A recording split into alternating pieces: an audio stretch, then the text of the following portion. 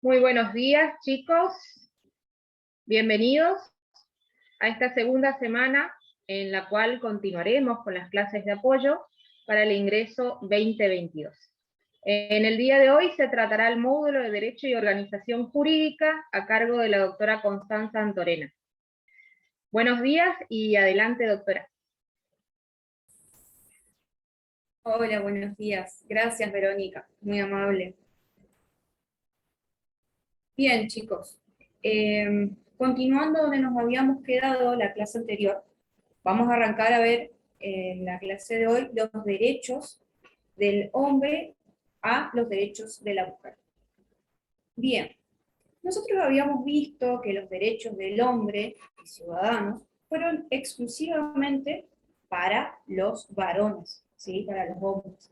Y no se reconocieron derechos políticos a las mujeres, justamente por lo que yo les había comentado la vez pasada, por el sometimiento que ejercía el clero sobre las mujeres.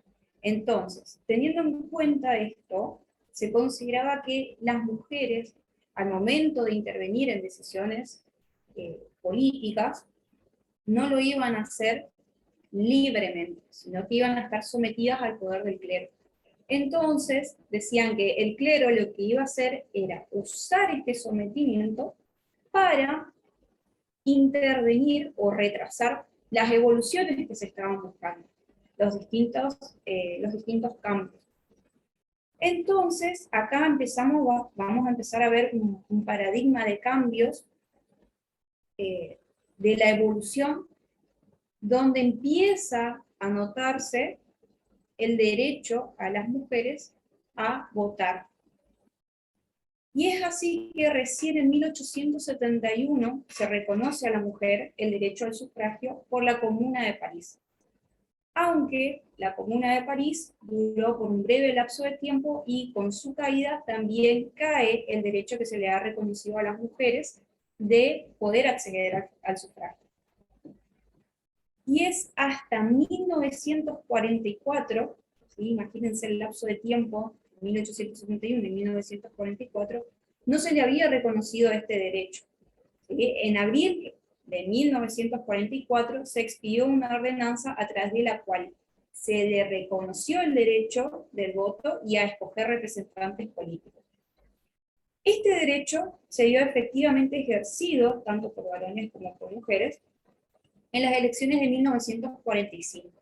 Y no solamente se nota en esta elección la posibilidad de votar, sino que a su vez 33 mujeres fueron electas para integrar la Asamblea Constituyente. ¿Sí? Imagínense, pasamos de no votar, ¿sí?, a no solamente que se nos reconozca el voto, sino que además se nos haya dado lugar en la Asamblea Constituyente. Bien, el primer reconocimiento de este derecho, al voto femenino, tuvo lugar a fines del siglo XIX, en la colonia británica de Nueva Zelanda, en 1853, a través de un acta electoral. A este reconocimiento le siguió la colonia británica de Australia del Sur en 1895, donde no solo se reconoció el derecho, sino que también se reconoció el derecho a ser electas para ocupar un cargo de representación política en el Parlamento. Lo que yo quiero es que ustedes le presten especial atención a estas distintas fechas y etapas, porque son de distintas zonas, ¿sí? Al principio yo les estaba haciendo mención a los derechos del hombre y del ciudadano, que eso tuvo lugar en París, en Francia, y ahora lo que yo les estoy mencionando es respecto de colonias británicas. ¿Sí? Hablamos de Nueva Zelanda, que fue el primero en reconocer en 1893 el derecho del voto, y luego la colonia británica de Australia del Sur en 1895. Ahora bien, cabe destacar que el primer país, ¿sí?, lo que yo dije anteriormente fueron colonias, el primer país europeo en reconocer el derecho aquí estudiado, ¿sí?, el derecho en cuestión, fue el Ducado de Finlandia a través de la Ley del Parlamento de 1906. A través de esta ley se le reconoció tanto a los hombres y mujeres el derecho al sufragio, tanto activo como pasivo. Y este derecho también se ha visto plasmado en las elecciones del año siguiente, donde fueron electas las primeras mujeres para que formaran parte del Parlamento.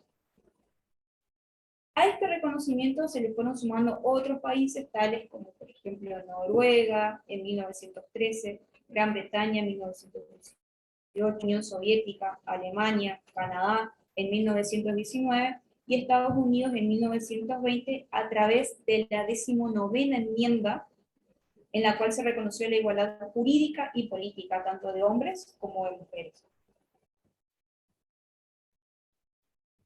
En esta transición, donde pasamos de los derechos del hombre al reconocimiento de derechos de la mujer, cabe destacar que cuando se desató la Primera Guerra Mundial, las mujeres que formaban parte de los países beligerantes participaban en su solución. Se hablaba de que el quid de la cuestión acá era de que las mujeres estaban de acuerdo en participar, pero lo hicieron bajo la condición de que si se les exigía durante los tiempos de guerra las mismas condiciones o el mismo esfuerzo que se le exigía a los hombres, durante el periodo de paz deberían disfrutar los mismos derechos. Y esta fue la condición que se impuso durante la Primera Guerra Mundial. Ahora bien, cuando tuvo lugar la Segunda Guerra Mundial, ocasionó, ya en la primera se habían ocasionado movimientos sufragistas, en la segunda estos movimientos sufragistas cobraron mayor relevancia y comenzaron movimientos feministas que se pronunciaban por el reconocimiento de distintos derechos privativos del sexo femenino. En este contexto cobra importancia que en 1948 la ONU adoptó la Declaración Universal de Derechos Humanos, donde se le reconoció el derecho a la mujer al voto de manera implícita. Luego de ello, en 1979, la ONU, a través de la Convención sobre Eliminación de todas formas de discriminación contra la mujer, reconoce explícitamente el derecho al voto a la mujer. Ahora bien, un marco totalmente diferente se llevó a cabo en Suiza, ¿sí? Y acá volvemos para atrás, en Suiza. ¿Por qué? Porque se vivió un contexto histórico donde el reconocimiento del sufragio femenino tuvo distintos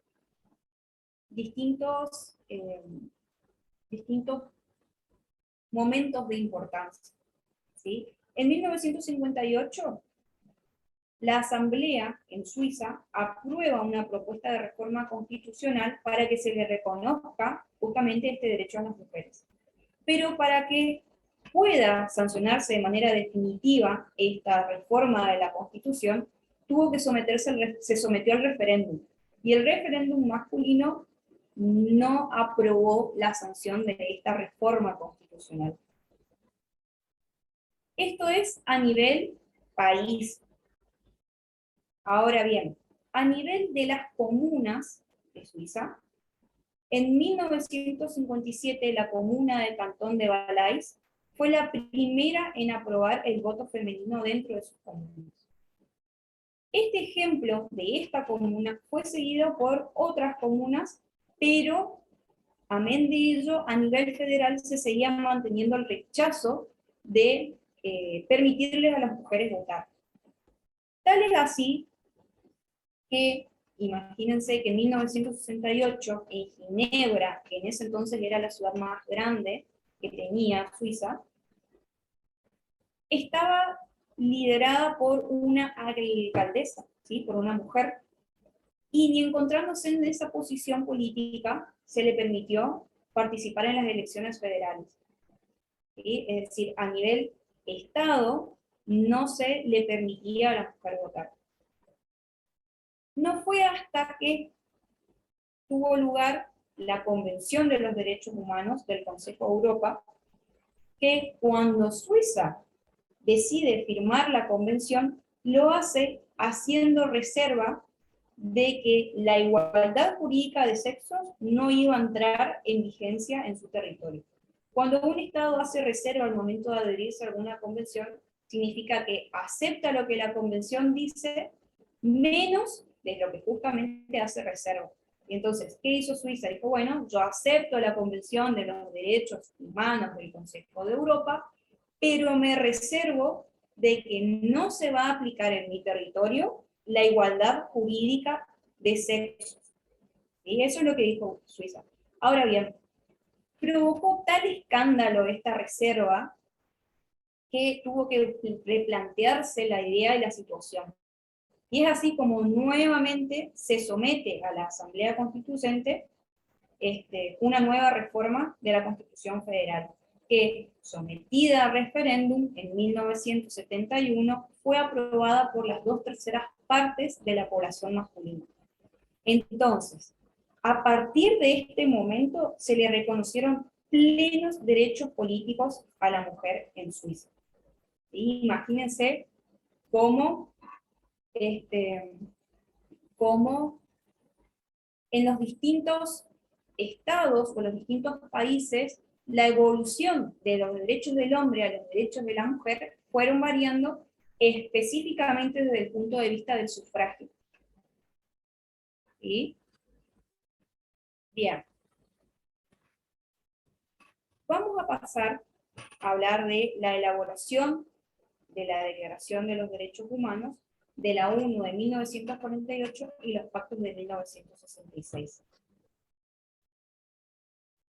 Al término de la Segunda Guerra Mundial, tiene lugar la creación de la Organización de las Naciones Unidas, que de ahora en adelante yo me voy a referir como la ONU. No solo tuvo lugar la ONU, sino que también tuvo lugar su Carta Constitutiva, que hace a las bases de la constitución interna de esta organización. Esta Carta Constitutiva está compuesta por un preámbulo y por una serie de artículos divididos en capítulos.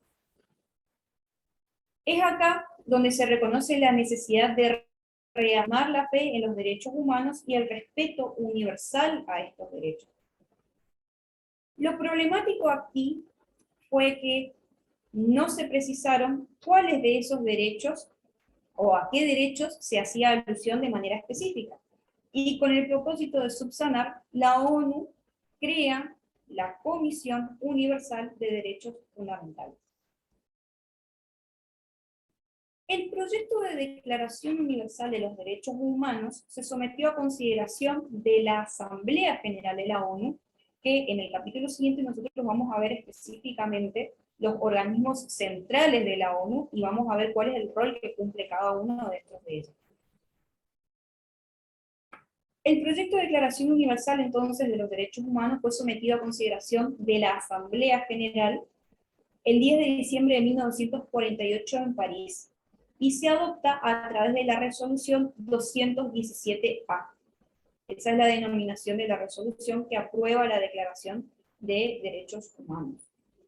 Esta declaración recoge 30 artículos de derechos considerados como básicos y fundamentales, de distinto carácter, como ser de carácter civil, político, social, económico, cultural, ¿sí? Y esta declaración hace referencia a los derechos humanos. Ese es el título que se le asigna. Porque justamente nosotros veníamos hablando de las distintas luchas entre el reconocimiento de los derechos de la mujer y los derechos en comparación con los derechos del hombre. Entonces se toma como título para esta declaración derechos humanos. ¿Sí? No se hace alusión a los derechos del hombre. Reitero, derechos humanos. ¿Por qué? Porque se consideraba que este término era la mejor forma de explicar que los titulares de estos derechos van a ser tanto hombres como mujeres. Y ello se entiende justamente en razón del reconocimiento de la igualdad política y jurídica que se hace respecto de ambos sexos. Con lo cual, se quiso dejar de lado la terminología hombre, más allá de que para algunas personas el término hombre abarque tanto el sexo masculino como femenino, se quiso dejar de lado este término para evitar todo tipo de actitud que pueda ser aberrante o discriminadora. Esta proclamación, esta Declaración de Derechos Humanos, pasó a ser la expresión del consenso universal en torno a las libertades básicas de las personas. Y el contenido se reconoce en todo el mundo como estándares mínimos aplicables al derecho y a la política con carácter universal y condicionado.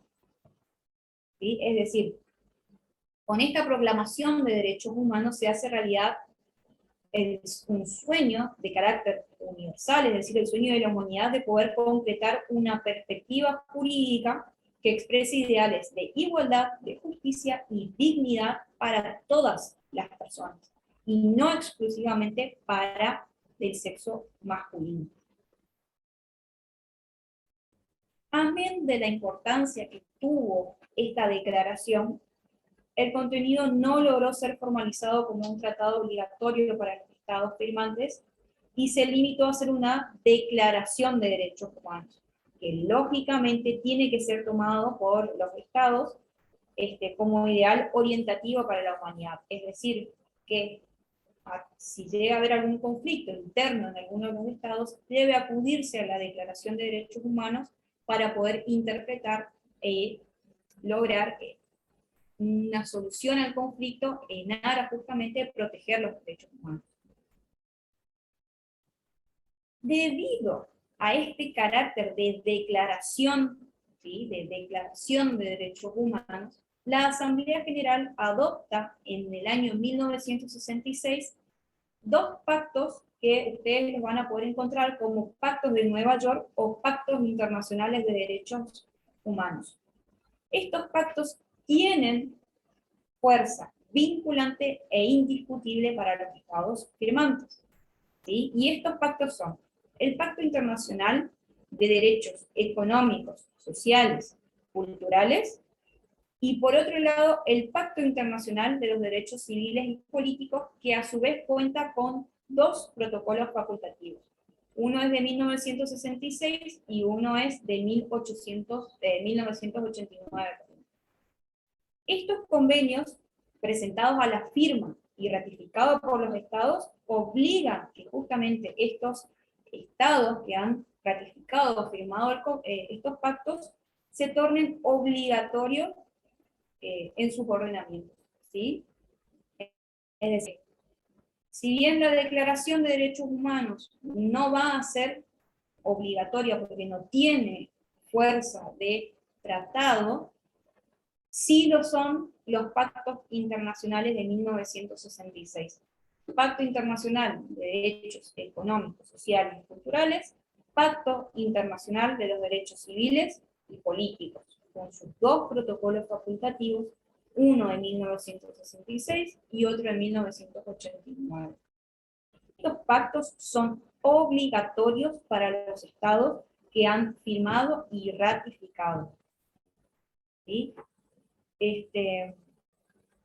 Tienen que estar firmados y ratificados por el ordenamiento de cada estado y teniendo en cuenta lo que cada convenio establece, vamos a ver si algunos están sujetos a que, por ejemplo, una determinada cantidad de estados lo firmen y ratifiquen para que entre en vigencia, ¿sí? Ahora vamos a ir respondiendo todas las preguntas que tengan, ¿sí? Ahora bien, yo les había mencionado anteriormente que íbamos a hablar específicamente de los órganos centrales de la ONU. Habíamos visto entonces que la ONU surge al término de la Segunda Guerra Mundial, en 1945. En ese entonces, 51 países firmaron la Carta Constitutiva de la ONU. A través de la Carta Constitutiva de la ONU, estos estados se comprometieron a mantener la paz y la seguridad internacional, a fomentar lazos de amistad entre las naciones que forman parte, promover el progreso social, mejorar el nivel de vida de los países y sobre todo fomentar el respeto a los derechos humanos, ¿sí? Y para lograr estos fines, estos objetivos, la ONU tiene órganos centrales. Y acá entramos al punto 13, al capítulo 13 de su material de estudio. Vamos a ver que dentro de estos órganos centrales tenemos la Asamblea General, el Consejo Económico y Social, el Consejo de Seguridad y la Secretaría General. Respecto de la Asamblea General, que era la que yo les mencionaba anteriormente, vamos a ver que es el principal órgano de deliberación en la ONU, ¿sí? Y en ella se debate todo tipo de asunto considerado, asunto internacional considerado de interés o de gran importancia. Por ejemplo, la Asamblea General hace recomendaciones respecto, cuando hay controversias, hace recomendaciones de paz, ¿sí? Si a alguno de ustedes les interesa, por ejemplo, ver las reuniones que hace la Asamblea General, las pueden hacer a través de ONU Web TV, ¿sí? Ahí van a encontrar dentro de un portal de noticias todo lo atinente a la Asamblea General, ¿sí? Si a alguno le interesa ahondar un poco más en lo que ha realizado la Asamblea General de la ONU últimamente, puede hacerlo a través de esa página. También tenemos el Consejo Económico y Social, ¿sí? Este órgano de la ONU coordina la labor tanto económica como social, no solo de la ONU, sino también de las distintas instituciones y organismos especializados que conforman el sistema de la Organización de las Naciones Unidas, ¿sí?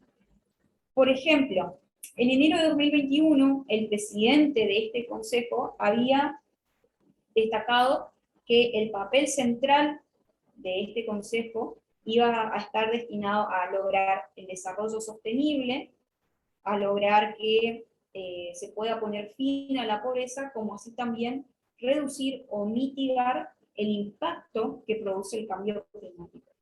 ¿Sí? Después tenemos otro órgano central, es el Consejo de Seguridad de la ONU, que tiene como objetivo principal el de mantener la paz y la seguridad internacional. Y es, se podría decir, el órgano con mayor poder dentro del sistema de la ONU. Porque, de acuerdo con la Carta de la ONU, todos los miembros convienen aceptar y cumplir las decisiones del Consejo de Seguridad. Con lo cual, si el Consejo de Seguridad toma una decisión, los Estados miembros están obligados a acatar esa decisión. ¿Sí? Los Estados miembros, en este caso, en lo que dice el Consejo de Seguridad, están obligados a respetar. Por ejemplo, ante una controversia entre distintos estados, lo primero que va a hacer el Consejo de Seguridad es que se llegue a un acuerdo pacífico. Ahora bien, puede también el Consejo de Seguridad imponer embargos, imponer sanciones combinatorias, económicas, e incluso autorizar el uso de la fuerza para que se puedan cumplir los mandatos que ella determine. ¿Sí? Imagínense la importancia y el poder que tiene el Consejo de Seguridad, justamente porque su objetivo es mantener la paz y la seguridad a nivel internacional. Por último tenemos la Secretaría General, que vamos a decir que es el órgano administrativo de la ONU, y es el titular de la máxima representación diplomática que se le ha conferido a esta secretaría, la labor cotidiana de la organización, como así también sus funciones van a ir variando de acuerdo a los problemas que van surgiendo en la ONU. ¿Sí? Es decir, sus problemas, sus funciones van a ser tales como lo sean los problemas que se plantean en la ONU. Por ejemplo, dentro de sus competencias, la Secretaría General lo que hace es convocar al Consejo de Seguridad, convocar a la Asamblea General, convocar al Consejo Económico y Social o algún otro organismo que forme parte de la ONU. Bien, dicho esto, habiendo explicado los órganos centrales, vamos a pasar a hablar de los órganos especializados. Ustedes verán, cuando lean la Carta de la ONU, van a ver que también tiene como objetivo el estudio y la solución de problemas internacionales de carácter económico, social y sanitario. Fomentar la educación, fomentar la cultura, ¿sí? Y para lograr estos fines, crea organismos especializados para cada materia. Y aquí entramos a ver otros órganos que son de la ONU y que cobran carácter de importante también por la materia especializada que cada uno rige. Vamos a ver la Organización Internacional del Trabajo, también conocida como la OIT, la Organización de las Naciones Unidas para la Educación, Ciencia y Cultura, conocida como la UNESCO, y la Organización Mundial de la Salud, que la pueden conocer como la OMS o la OMS. En el caso de la OIT, la Organización Internacional del Trabajo, tiene como, dentro de sus fines, de proteger adecuadamente la vida y la salud de los trabajadores en las distintas áreas ocupacionales. La OIT realiza y ha realizado distintos estudios respecto de la igualdad tanto del hombre como de la mujer en el ámbito laboral. Y es aquí donde vamos a ahondar un poquito más, hablando de que la OIT realizó, o realiza también, declaraciones, recomendaciones y convenios destinados, ¿sí?, a los distintos puntos de la materia que es objeto de la OIT. Recordemos, el objeto de la OIT es velar por la protección adecuada tanto de hombres como mujeres en los distintos ámbitos del trabajo. Dentro de las declaraciones podríamos mencionar declaración sobre la igualdad de oportunidades y trato para las trabajadoras, la declaración relativa a los principios y derechos fundamentales del trabajo. Entre los convenios más relevantes podemos destacar el convenio 100, el convenio 111. El convenio 100 habla de la igualdad de remuneración entre hombres y mujeres cuando desarrollen igual tarea. El convenio 111 de la OIT hace referencia a la discriminación en materia de empleo, a la prohibición de discriminación en materia de empleo, ¿sí? Es decir, la OIT se encarga de justamente, relacionando con lo que veníamos hablando, derechos del hombre y de la mujer, ha emitido declaraciones y convenios de suma importancia para este ámbito. Pero su tarea justamente es velar por la protección tanto de la vida como de la salud de los trabajadores en sus distintos ámbitos ocupacionales. En el caso de la UNESCO, que reitero, Organización de las Naciones Unidas para la Educación, Ciencia y Cultura, tiene como misión principal la de contribuir a la paz y a la seguridad mediante educación, ciencia y cultura. ¿Sí? También dicta declaraciones y también tiene convenios, tales como la Declaración de los Principios de Cooperación Cultural, la Declaración de los Derechos del Retrasado Mental, la Convención relativa a la lucha contra las discriminaciones en la esfera de enseñanza, y muchas más, pero siempre apuntando a contribuir a la paz y a la seguridad internacional mediante la educación, la ciencia y la cultura. Por último, vamos a hablar de la Organización Mundial de la Salud, o la OMS, que tiene por finalidad que los Estados miembros cooperen entre sí en el fomento y la protección de la salud de todos los pueblos. En su carta constitutiva se mencionan distintos principios, ¿sí?, de los cuales los estados partes estuvieron de acuerdo, y con apego a estos principios vamos a decir que a la Organización Mundial de la Salud le va a corresponder elaborar directrices y normas sanitarias, como así también prestar ayuda a los países que así lo soliciten para resolver problemas de salud. Ustedes van a ver el ejemplo más concreto y cercano de la Organización Mundial de la Salud, fue su intervención en todo lo que fue este periodo de pandemia, ¿sí? Emitió su postura respecto de vacunas, aislamientos, protocolos, ¿sí? Esto fue trayéndolo a la realidad cotidiana que cada uno de ustedes lo puede ver, cómo intervino la Organización Mundial de la Salud. ¿Sí? Es más, hace poquito hablaba la Organización Mundial de la Salud del reconocimiento de una vacuna para el COVID-19. Esa es la función, ¿sí? Ustedes, lo traigo al ejemplo más cercano para todos, su intervención en lo que fue estos años de pandemia. ¿Sí? A su vez, le corresponde también a la Organización Mundial de la Salud tomar una postura de árbitro, ¿sí? Respecto de los aspectos científicos y médicos que se relacionan con la clasificación de sustancias controladas, como así también diferenciar estas sustancias controladas de las que se consideran estupefacientes. ¿Sí? En este caso, por ejemplo, la Organización Mundial de la Salud emitió 2 convenios en materia de estupefacientes y en materia de drogas ilícitas.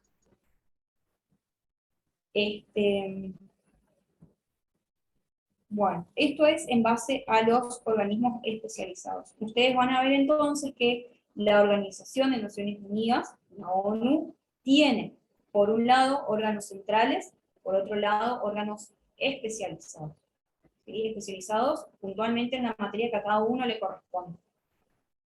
Vimos OIT, vimos UNESCO y vimos la ONU. ¿Sí?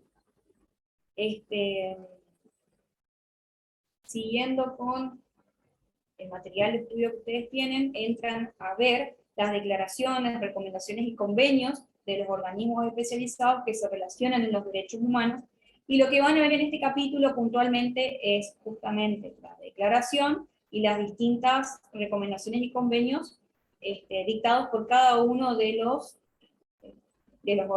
órganos. Yo les recomiendo que lean todos, lean todo el capítulo, todas las recomendaciones y convenios, traten de familiarizarse con los nombres de cada uno para poder rendir el examen. ¿Sí? Entonces, haciendo un breve resumen de todo lo que vimos, podríamos decir que iniciamos viendo los derechos estamentales, como el derecho en estos casos se aplicaba específicamente al estrato social al que cada uno pertenecía, ¿sí? A los estamentos. De ahí pasamos a hablar de los derechos del hombre y del ciudadano, cómo surge este reconocimiento por el nacimiento de una nueva clase social que fue la burguesía. Habíamos hablado que estos derechos del hombre y del ciudadano se suponía que era para todos los hombres, pero que al no intervenir el Estado desde el punto de vista económico, en las relaciones laborales justamente se veía una desproporcionalidad entre las clases sociales, entre la burguesía y el proletariado, como el proletariado se tenía que adaptar a lo que la burguesía imponía, por no estar en las mismas condiciones de igualdad, lo que nos llevó a que la clase obrera se concentrara y comience a reclamar por sus derechos. Cómo pasamos a hablar de todo eso hasta hoy en día hablar de los derechos humanos, reconocidos a nivel internacional. ¿Sí? Bien, eso es todo, todo lo relacionado al material de estudio que la universidad les ha encomendado estudiar para poder rendir el examen de ingreso. Bien, voy a pasar a mirar el chat. Si tienen alguna pregunta, yo les agradecería que las vayan realizando.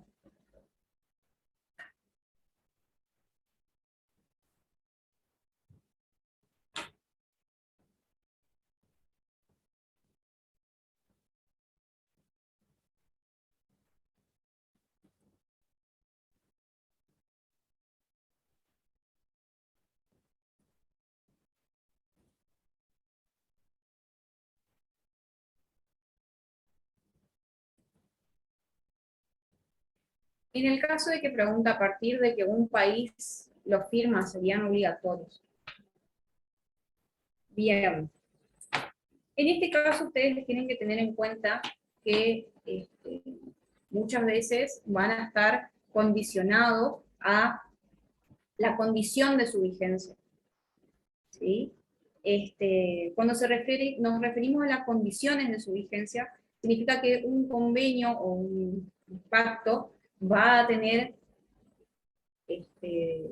requisitos necesarios para poder entrar en vigencia, como sería, por ejemplo, que 20 países firmen el convenio y lo ratifiquen, y una vez de que el país número 20 lo firma y ratifica, ahí entra en vigencia el pacto o convenio. ¿Sí? Ahí se torna obligatorio para todos los estados firmantes.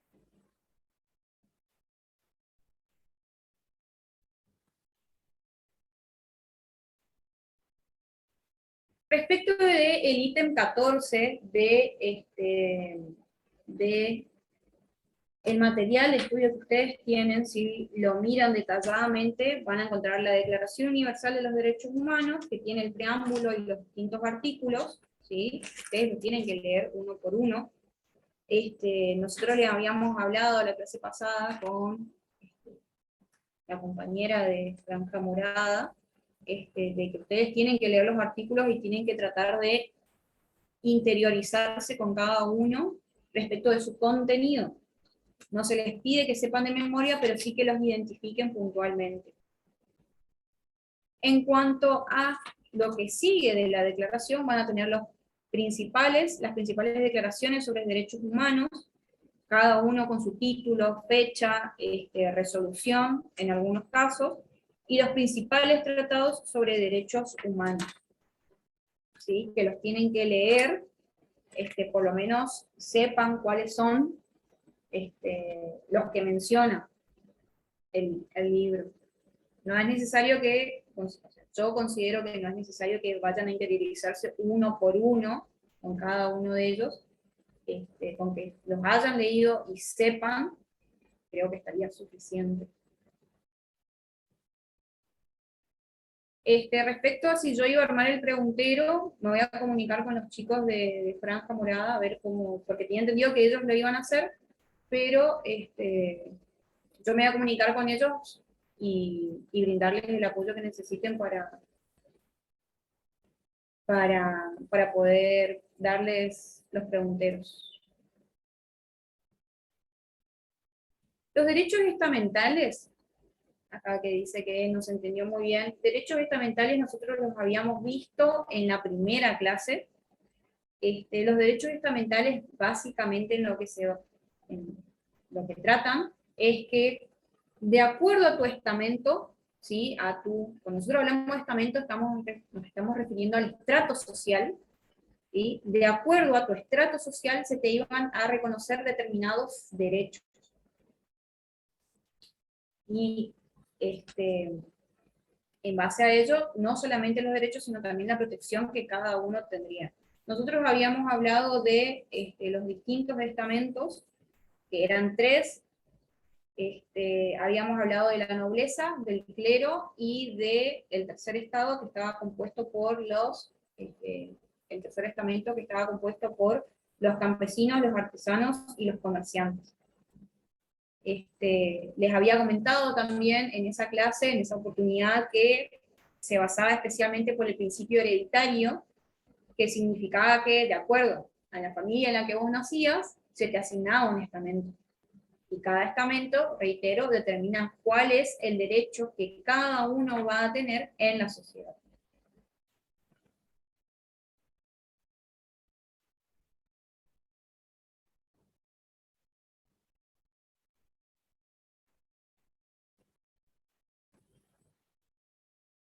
Bien, acá dice, no me quedó muy claro cuáles serían las fechas claves sobre el derecho de la mujer.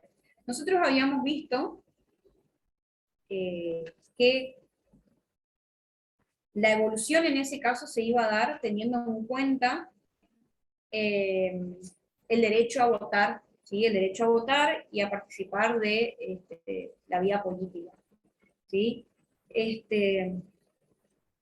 Yo te voy a ir mencionando fechas, pero justamente yo les decía que tengan especial cuidado en este capítulo porque van variando de acuerdo a la zona, ¿sí? Al país. Entonces, nosotros habíamos empezado a desarrollar hablando de los derechos del hombre y del ciudadano. Esto fue en Francia, ¿sí? Entonces, siguiendo en Francia, recién en 1871 se le reconoce a la mujer el derecho al sufragio por la Comuna de París. Es la Comuna de París, la que en 1871 le reconoce el derecho al sufragio a las mujeres. Ahora bien, la Comuna de París fue un gobierno, ¿sí? Un gobierno que duró un breve lapso de tiempo. Entonces, al caer este gobierno, cae este reconocimiento que se le ha hecho a las mujeres.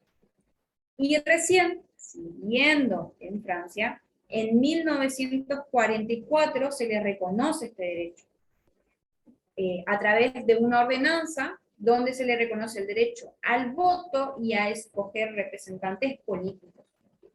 Este derecho yo les había dicho que se vio plasmado en las elecciones del año siguiente, que fue en 1945, donde hubo elecciones para la Asamblea Constituyente. Y de estas elecciones, 33 mujeres habían sido electas para formar parte de esta Asamblea.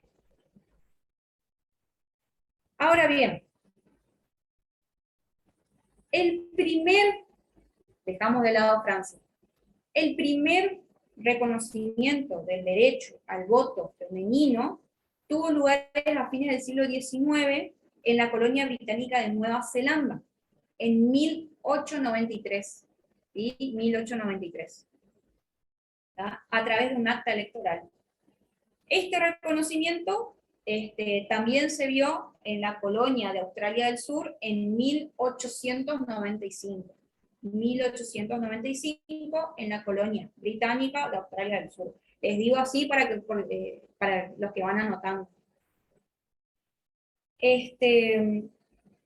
Aquí también se le reconoció el derecho a escoger los representantes y a ser electas para ocupar un cargo de representación política en el Parlamento.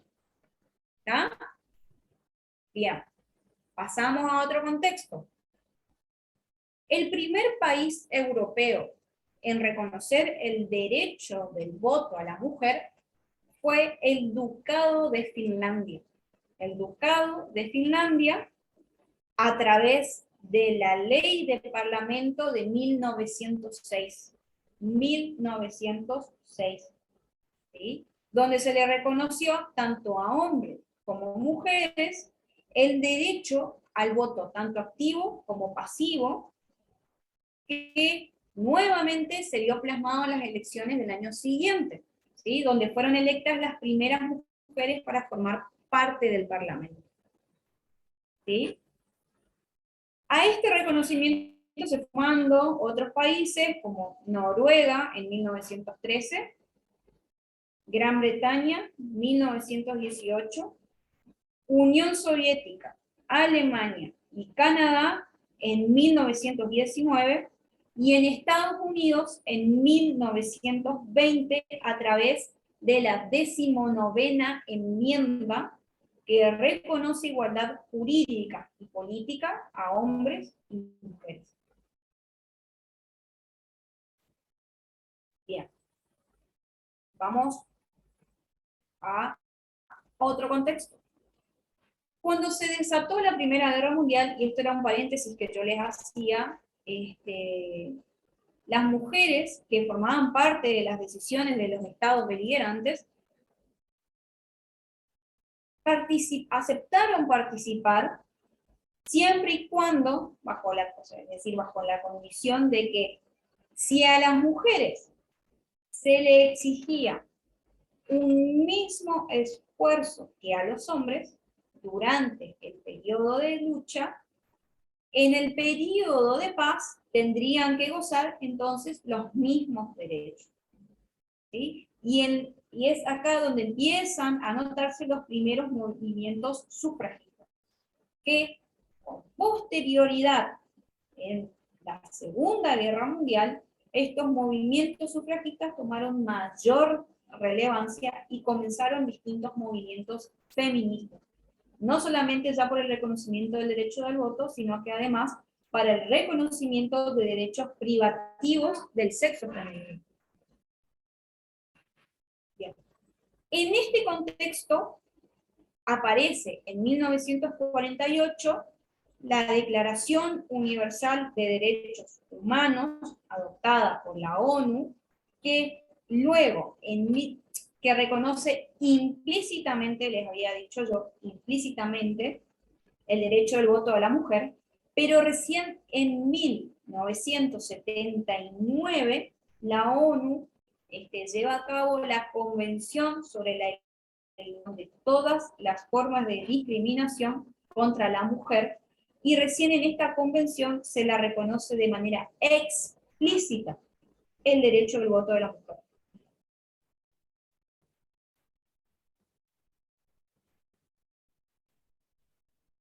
Ahora, vamos a otro contexto totalmente distinto. Suiza. ¿Qué pasó en Suiza? Suiza era un país, ¿sí?, que estaba totalmente negado a aceptar que la mujer pueda ser titular de este derecho.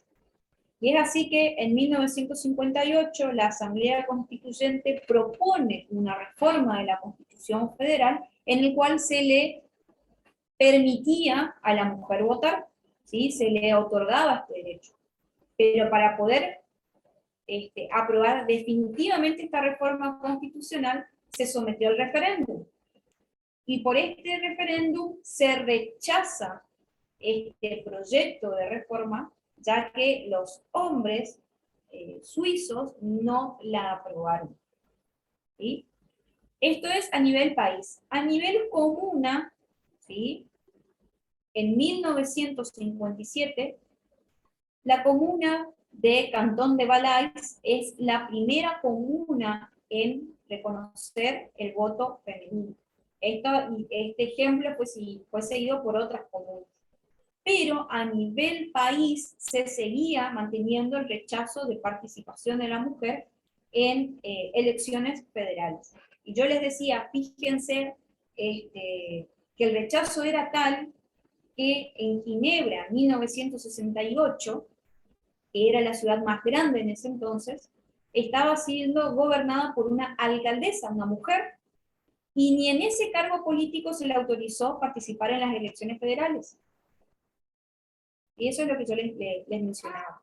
Entonces, cuando tiene lugar la Convención de Derechos Humanos del Consejo de Europa, Suiza dice, bueno, yo me adhiero a esta convención, pero hago reserva de que la igualdad jurídica de hombre y mujer en mi territorio no se va a aplicar.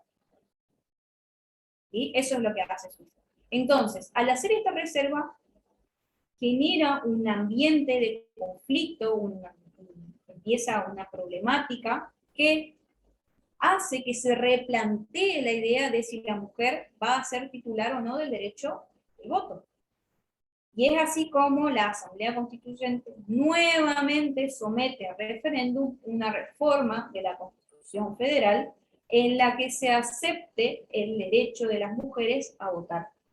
Y fue entonces en este referéndum de 1971, que se le reconoce plenos derechos del voto a las mujeres y plenos derechos políticos a la mujer. ¿Sí? Fue aprobado por las 2/3 partes del electorado masculino de Suiza. ¿Sí? Ese es el desarrollo histórico, las fechas y los lugares, ¿sí?, de la evolución en cuanto a los derechos del hombre y cómo pasamos a los derechos de la mujer. Quiero saber si quedó claro esta evolución.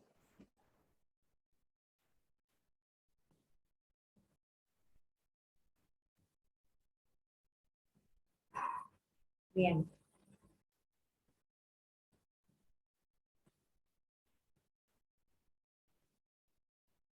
Bueno, atento a que no hay más preguntas, le cedo la palabra a la compañera de franja morada, Verónica. Desde ya, perdón, hago un paréntesis, desde ya damos por finalizado toda la exposición del material. Ante cualquier consulta o inquietud que surja, yo voy a estar a disposición de la franja morada, y bueno, cualquier consulta estoy a su disposición, ¿sí? Me alegro de haber sido lo suficientemente clara. El tema de las fechas es un poco complicado, así que léanlo bien, espero que lo hayan anotado bien. Los contextos históricos varían de acuerdo a los países, que tengan presente eso. Ahora sí, Vero, es todo tuyo el micrófono. Bueno, muchísimas gracias, doctora. De igual forma, los chicos, como ya dijo usted, pueden evacuar sus dudas y de última le estamos transmitiendo. Muchas gracias por su tiempo y obviamente vamos a seguir recordándole a los chicos hoy a las 6 de la tarde el siguiente módulo, Introducción al Análisis Filosófico. A agendar, seguir estudiando. No se detengan, chicos, por favor, no crean que es fácil. Lectura, lectura, lectura es el truco en esta carrera, ¿sí? La doctora le da un pantallazo y les ayuda en todo lo que ustedes puedan, pero tienen que estudiar, tienen que leer. ¿Estamos? Así que muchísimas gracias, chicos, por su presencia y nos estamos viendo a las 6 de la tarde. Muchísimas gracias, doctora. Hasta luego. No, por favor, gracias a ustedes. Sí. Acá me están pidiendo el correo, yo les dejo el correo, el mío personal. Tengan en cuenta que tienen que estudiar, así que yo no tengo problema en evacuar dudas. Yo en ese sentido también fui estudiante, no tengo ningún problema en ayudarles en lo que necesiten, pero si la respuesta está en el libro, tienen que leer. ¿Sí? Yo les dejo mi correo y cualquier consulta ustedes me escriben. Reitero, no tengo problema, pero lean, porque me ha pasado de que preguntan a veces muchas cosas que están en el material. A lo sumo yo les voy a guiar, pero chicos van a ser estudiantes de una universidad, así que a leer mucho, porque este es el inicio de una gran carrera hermosa, pero que conlleva mucha lectura. Así que yo les dejo acá mi correo, voy a chequear nomás que esté bien. Ese es mi correo. Cualquier consulta, a disposición. Y nuevamente gracias a la agrupación Franja Morada por darme este espacio. No, por favor, doctora, gracias a usted por su tiempo y obviamente todo su conocimiento que le está brindando a los chicos en esto que están comenzando. Así que, nada. Guadalupe, ¿querés decir algo? No, nada más que agregar, recordar lo que dijo Vero nomás de las clases de esta tarde, y gracias, doctora, por su tiempo. No, por favor. Estamos en contacto. Éxitos, chicos, de sus exámenes y en sus clases. Hasta luego.